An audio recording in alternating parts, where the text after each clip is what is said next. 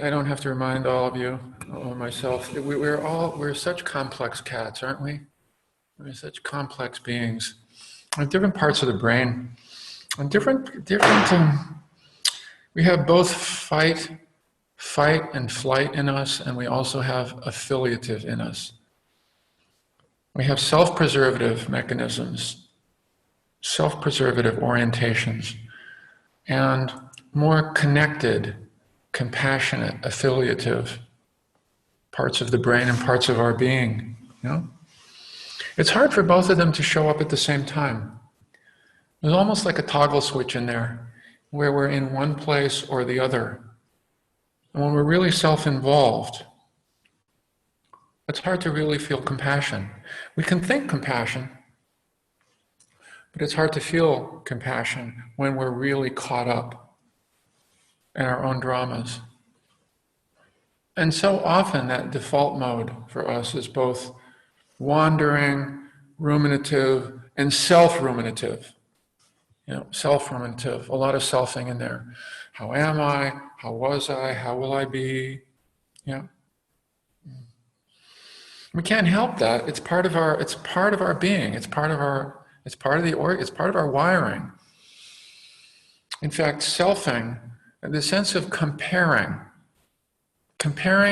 oneself to others, judging and comparing, those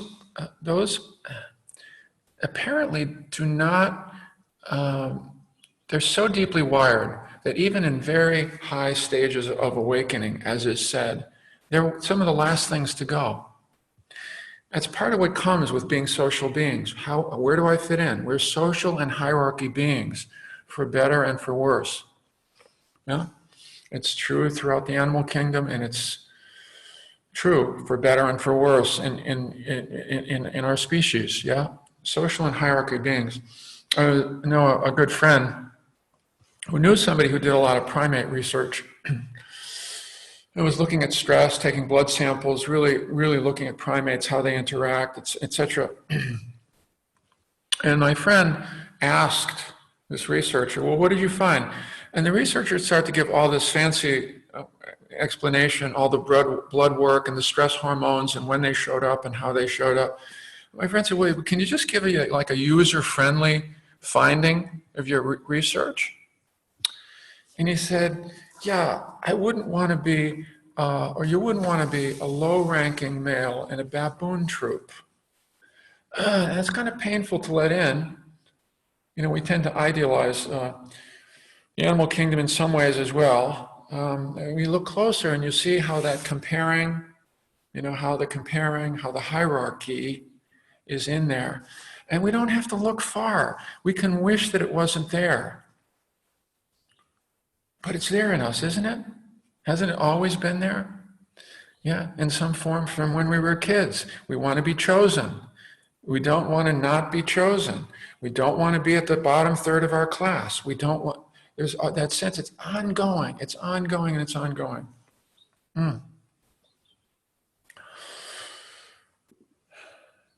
Part of meditation practice is coming to terms with those parts of ourselves and of our wiring that are not going to go away, that we are not going to transcend. There's a real wish when we come to meditation that we'll leave certain things behind. Maybe that's just an immature part of our wiring, and we won't compare any longer when we grow up, or when we really become a little bit more psychologically savvy, spiritually mature, but they don't stop. They're still there. It's part of our wiring. For me, part of that has been how to come to terms with the fact that these pieces are not going away, but to take them a bit more lightly, you know, so that they don't become definitive. They don't take up so much energy that we lose a sense of connection or affiliation, you know, the affiliative parts of our natures. It's when they become overly ruminative, where we become overly concerned with them, that they keep us, they rob us of quality of life. They rob us of, as we will express here often, of ease, of well-being. So how to take them lightly? Recognize they're there, but not to take them lightly. One of my favorite quotes in a lot of Eastern teachers, I always appreciate when they're willing to talk about their vulnerabilities in their practice. It happens sometimes, not that often. Sometimes I always appreciate, because we all are vulnerable in our practices, aren't we? And it's a Tibetan teacher who said, I'll paraphrase it. He said, a famous Tibetan teacher, he said, I can be sitting up here all day long and talking to you about emptiness and ultimate reality. But with just one word of praise from any of you, my heart soars. But one word of criticism, and I sink to the depths.